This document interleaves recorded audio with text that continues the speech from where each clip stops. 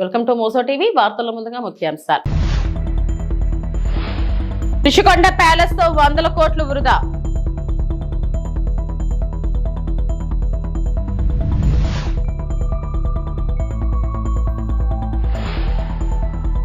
మంగళగిరి ప్రజలను గుండెల్లో పెట్టుకుని పనిచేస్తా మంత్రి నారా లోకేష్.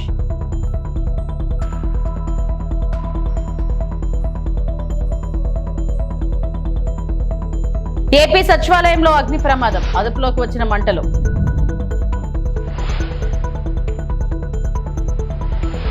వైకాపా హయాంలో 100 కోట్లు వృధా చేస్తూ రుషికొండపై నిర్మించిన ప్యాలెస్ ఇప్పుడు దేనికి ఉపయోగపడడం లేదు. అటు పర్యాటకానికి అడుగుగా లేదు, అలాగని ఖాళీగా వదిలేలేని పరిస్థితి. దానిని ఎలా వినియోగంలోకి తేవాలన్నది వచ్చే నెలలోపు ఒక నిర్ణయం తీసుకుంటామని రాష్ట్ర మంత్రిమండలి భావించింది. కేబినెట్ సమావేశంలో అధికారులు వెళ్లిపోయాక మంత్రులతో సీఎం చంద్రబాబు ఇష్టాగోష్ఠిగా మాట్లాడారు. రుషికొండ ప్యాలెస్ ను ఏం చేద్దామన్న దానిపై మంత్రులు పలు ప్రతిపాదనలు చేశారు.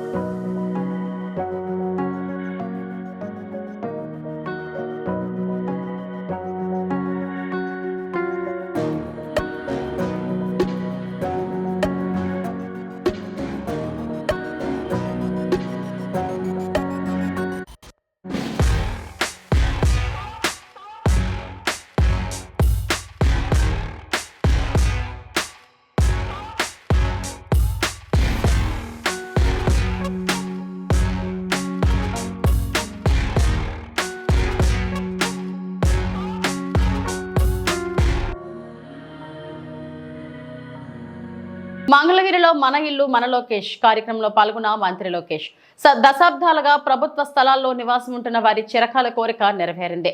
పేదలకు ఇళ్ల పట్టాలను మంత్రి నారా లోకేష్ పంపిణీ చేశారు. దీంతో మంగళగిరి నియోజకవర్గంలో పండుగ వాతావరణం నెలకొంది.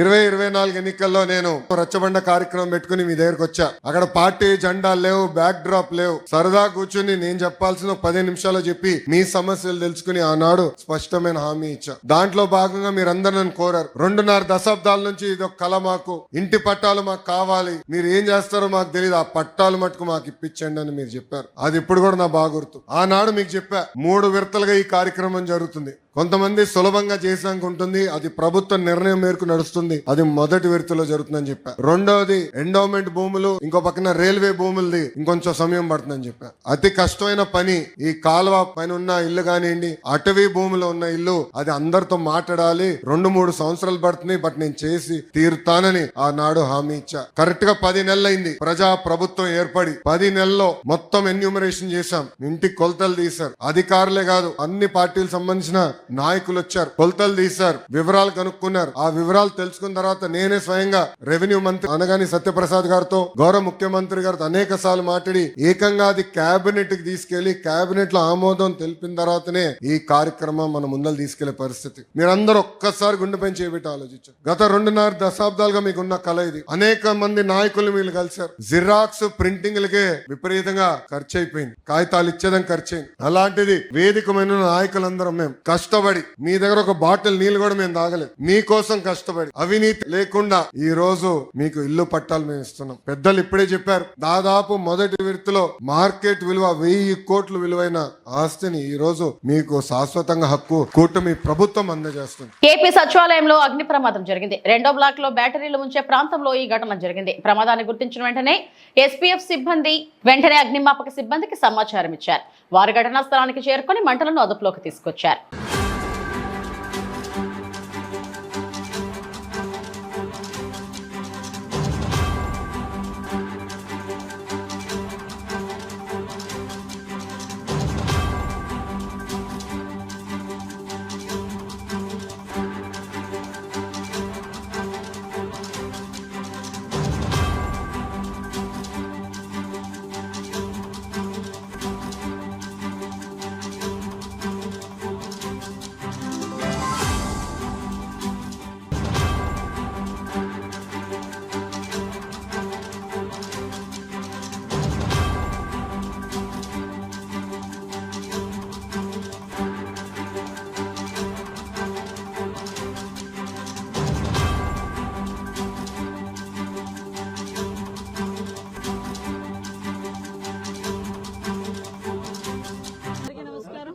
సచివాలయం సెకండ్ బ్లాక్ దగ్గర బ్యాటరీస్ ఏదైతే ఉంటాయో ఆ రూమ్ లోని ఎర్లీ మార్నింగ్ 6:30 ఆ టైంకి ఫైర్ యాక్సిడెంట్ జరిగింది.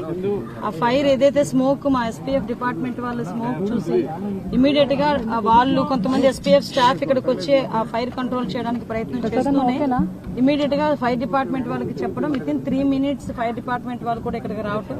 వాళ్ళు వచ్చిన తర్వాత విత్ ఇన్ 5 minutes లో ఓవరాల్ గా చెప్పాలంటే ఒక 8 to 10 minutes మధ్యలో ఫైర్ అంతటిని కూడా కంట్రోల్ చేయడం జరిగింది. ఫర్దర్ గా విత్ ఇన్ 5 minutes లో ఓవరాల్ గా చెప్పాలంటే ఒక 8 to 10 minutes మధ్యలో ఫైర్ అంతటిని కూడా కంట్రోల్ చేయడం జరిగింది. ఫర్దర్ గా పెద్ద ప్రమాదమే తప్పింది అని అనుకోవాలి. ఎందుకంటే అక్కడ నుంచి కొంత స్మోక్ కూడా పైన ఉన్న ఫ్లోర్ లోకి కూడా వెళ్ళటం, అక్కడ కొన్ని ఏసీలు పాట్ అవ్వడం, అదేవిధంగా బ్యాటరీలన్నీ కూడా కొంచెం ధ్వంసం అవడం కూడా జరిగినాయి. అవన్నీ కూడా ఫైర్ లో కొంచెం కాలిన దాఖలాలు కూడా కనిపిస్తున్నాయి. ఇమీడియట్ గా మొత్తం డిపార్ట్మెంట్ వాళ్ళు, జిఏడి వాళ్ళు, అదేవిధంగా సిఆర్డీఏ వాళ్ళు అందరూ కూడా ఇక్కడికి వచ్చి దాని మీద ఏం జరిగిందని ప్రిలిమినరీ రిపోర్ట్ కూడా ఈ రోజు షార్ట్ సర్క్యూట్ వల్ల జరిగిందని ప్రిలిమినరీ రిపోర్ట్ కూడా ఇవ్వడం జరిగింది. అయినప్పటికీ కూడా ఇది పోలీస్ డిపార్ట్మెంట్ వాళ్ళకు కూడా అప్పచెప్పి డిపార్ట్మెంట్ వైజ్ గా కూడా దీని మీద క్లియర్ కట్ ఎంక్వైరీ చేయిస్తున్నాం. ఏదైనా ఇది యాక్సిడెంటా, ఇంటెన్షనల్గా ఏదైనా జరిగిందా అన్న కోణంలోని కూడా దేన్ని కూడా చులకనగా తీసుకొని మన లైట్గా తీసుకుని పక్కన పెట్టాట్లా ఇమీడియట్గా దాని మీద ప్రతి ఒక్క విషయంలోని కూడా కూలంకషంగా ఎంక్వైరీ చేసి రిపోర్ట్ ఇవ్వమని కూడా చెప్తున్నాం. ఇప్పుడు ఫోరెన్సిక్ డిపార్ట్మెంట్ వాళ్ళు కూడా ఇప్పుడు వస్తున్నారు. ఫోరెన్సిక్ వాళ్ళు ఇచ్చిన రిపోర్టు, అదేవిధంగా పోలీస్ డిపార్ట్మెంట్ వాళ్ళు ఇచ్చిన రిపోర్టు బేస్ చేసుకొని దాని మీద ఫర్దర్గా చర్యలు అనేది తీసుకుంటాం. ఫర్దర్గా ఇటువంటి ప్రాబ్లం రాకుండా ఇప్పుడే మేము జేడీ వాళ్ళతో కూడా మాట్లాడడం జరిగింది. ఇమీడియట్గా ఫైర్ ఆడిట్ కూడా మేము చేస్తాం. సెక్రటేరియట్ మొత్తం కూడా ఫైర్ ఆడిట్ చేసి ఎక్కడెక్కడ మనకి ప్రికాషనరీ ఏంటి ఉన్నాయి, అలారమింగ్ సిస్టమ్స్ ఎక్కడ ఉన్నాయి, ఎక్కడ పనిచేస్తున్నాయి, ఎక్కడ పని చేయట్లేదు, ఇమీడియట్గా ఆ రిపోర్ట్ కూడా మేము తెప్పించుకొని ఎక్కడ కూడా ఫర్దర్గా కూడా ఎటువంటి యాక్సిడెంట్లు జరగకుండా ఉండే బాధ్యత కూడా మేము తీసుకుంటాం. మంగళగిరి ప్రజలను గుండెల్లో పెట్టుకుని పనిచేస్తానని మంత్రి నారా లోకేష్ అన్నారు. నియోజకవర్గ ప్రజల కోసం దాదాపు 26 సంక్షేమ అభివృద్ధి కార్యక్రమాలు అమలు చేస్తున్నామని తెలిపారు. మన ఇల్లు మన లోకేష్ కార్యక్రమంలో భాగంగా మంగళగిరిలో పేదలకు ఇళ్ల పట్టాలు అందజేసిన అనంతరం ఆయన మాట్లాడారు. మంగళగిరిలో అత్యధిక మెజారిటీతో నన్ను గెలిపించారు. మీకోసం అహర్నిశలు కృషి చేస్తున్నా. సూపర్ 6 హామీలతో పాటు మంగళగిరికి నేను ప్రత్యేకంగా ఇచ్చిన ఒక్కో హామీని నెరవేర్చి పనిలో ఉన్నాను. ఏప్రిల్ 13న 100 పడకల ఆసుపత్రికి శంకుస్థాపన చేస్తాం. సరిగ్గా ఏడాదికి ప్రారంభోత్సవ కార్యక్రమం నిర్వహిస్తాం. ఎన్టీఆర్ సంజీవిని పేరుతో మంగళగిరి తాడేపల్లిలో క్లినిక్లు ఏర్పాటు చేస్తాం. దుగ్గిరాలలోని మొబైల్ క్లినిక్ పెట్టి ఉచిత చికిత్సలతో పాటు మందులు అందిస్తున్నాం. నీటి సమస్య ఉంటే ట్యాంకర్ల ద్వారా నీరు అందిస్తున్నాం. నిరుపేదలకు తోపుడు బండ్లు, మహిళలకు కుట్టు మిషన్లు అందజేస్తామని మంత్రి లోకేష్ వివరించారు. జీవితంలో మనం తీసుకున్న కొన్ని నిర్ణయాలు మన్నే మార్చేస్తున్నాయి. 2019లో నేను ఒక నిర్ణయం తీసుకున్నాను. నాకు పరిచయం లేని నియోజకవర్గంలో పోటీ చేయాలని. ఆ నియోజకవర్గం పేరే మంగళగిరి.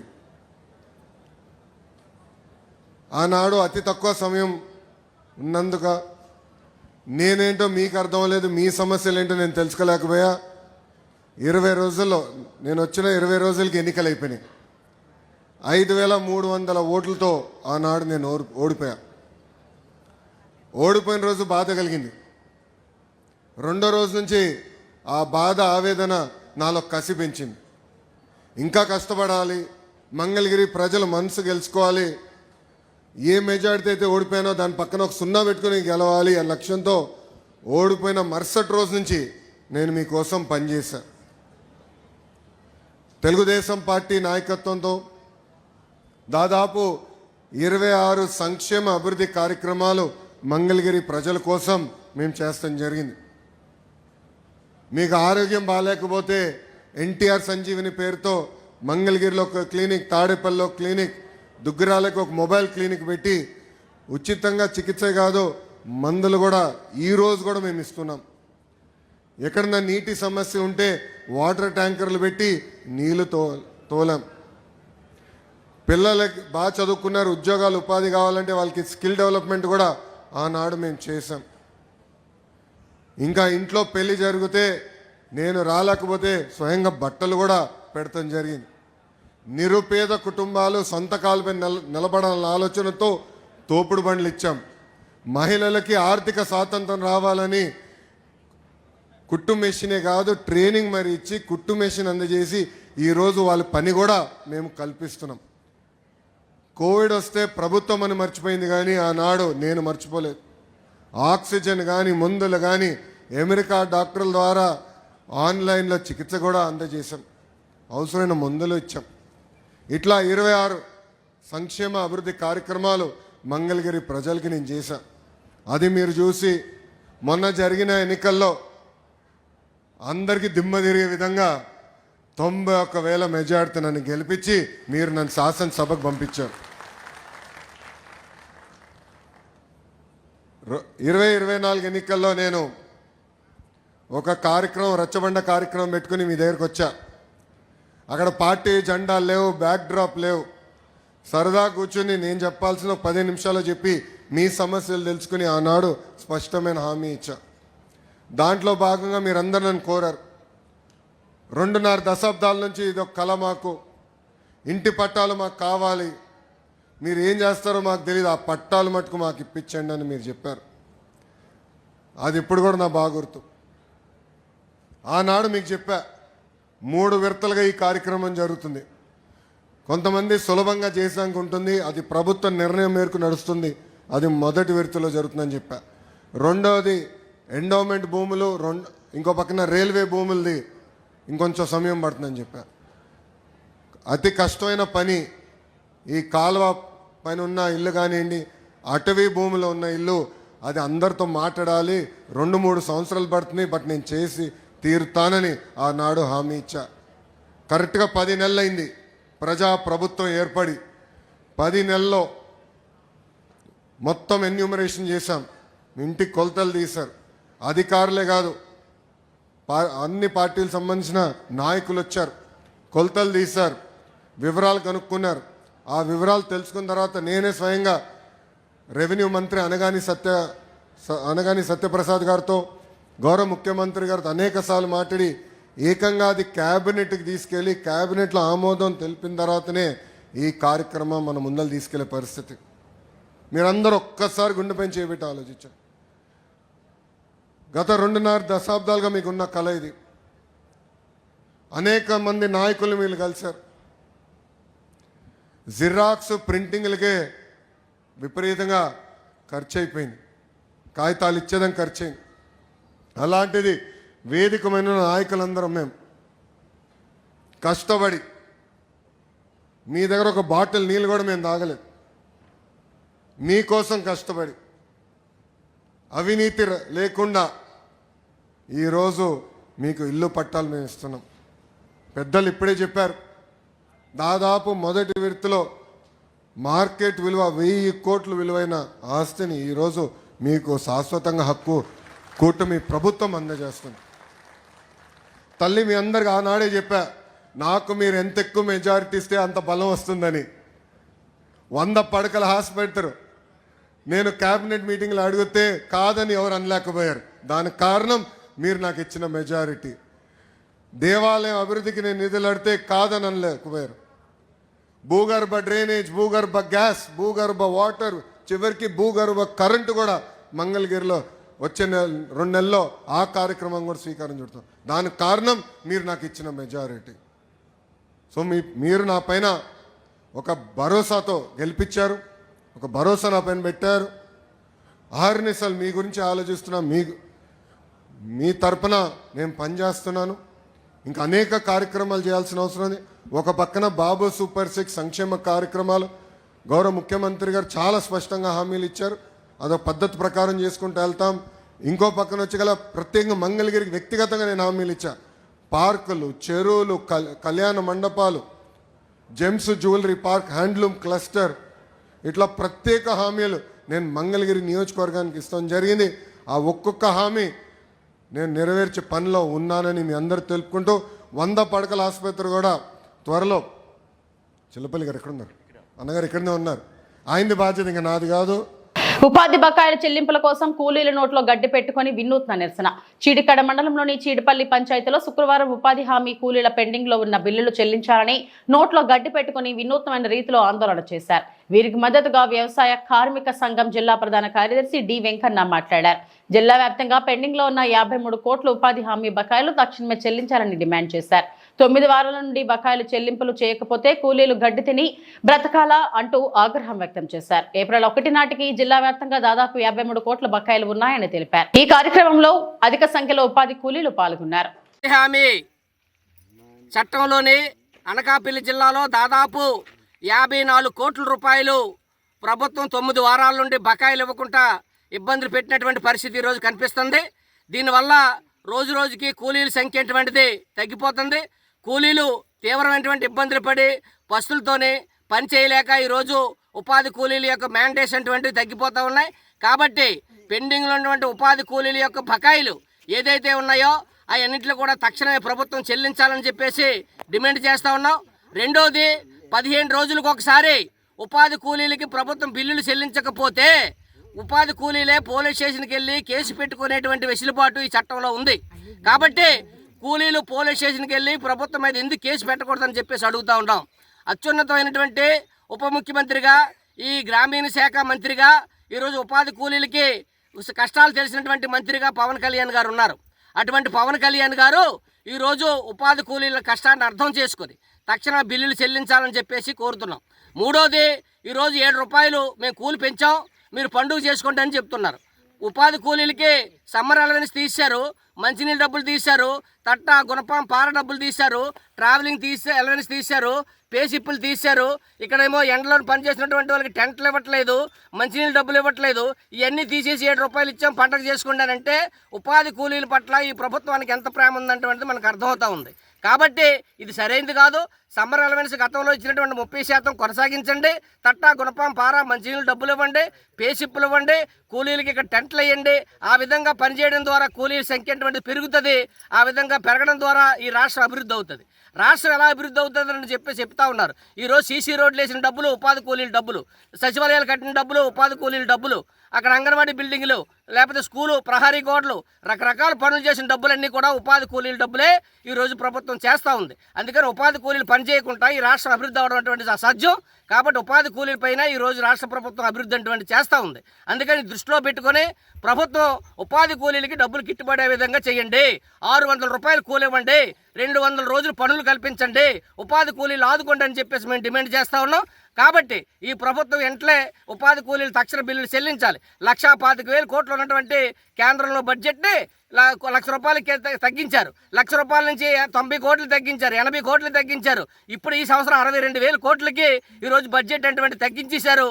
దీనివల్ల ఉపాధి కూలీలే తన కన్ను తాను పొడుచుకునే విధంగా, ఉపాధి కూలీలే పనులు పానిసే విధంగా ఈ ప్రభుత్వం సురకలు పెడతా ఉంది.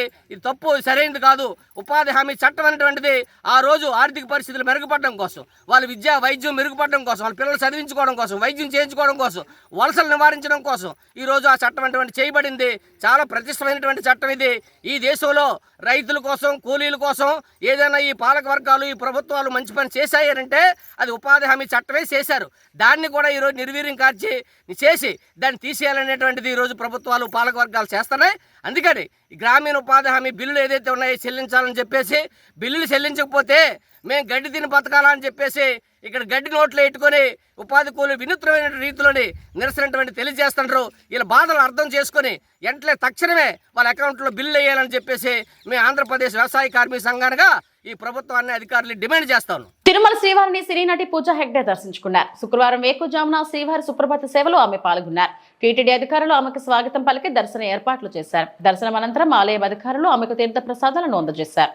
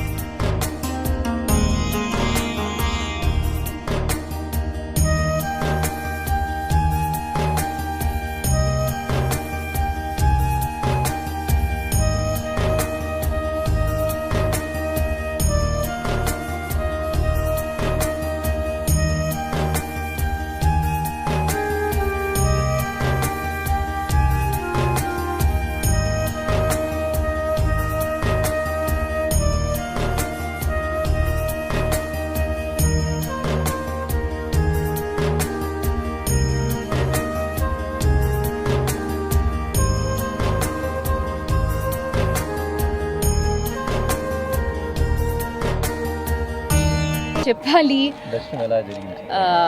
చాలా సంతోషంగా ఉంది. నా మనసులో చాలా టైం నుంచి ఇక్కడ రావడానికి ఒక విష్ ఉంది. అండ్ ఈరోజు చాలా మంచి దర్శనం అయింది నా ఫ్యామిలీతో. నేను యాక్చువల్లీ చాలా లక్కీగా ఉన్నాను. దేవుడు నాకు ఇంత మంచి దర్శనం ఇవ్వడానికి I feel very very blessed and thank you. కొత్త ఇప్పుడు మే 1కి రెట్రో ఫిల్మ్ రిలీజ్ అవుతుంది. Thank you. ఇవి ఇప్పటివరకు నా బులెటిన్ అప్డేట్స్. నమస్తే.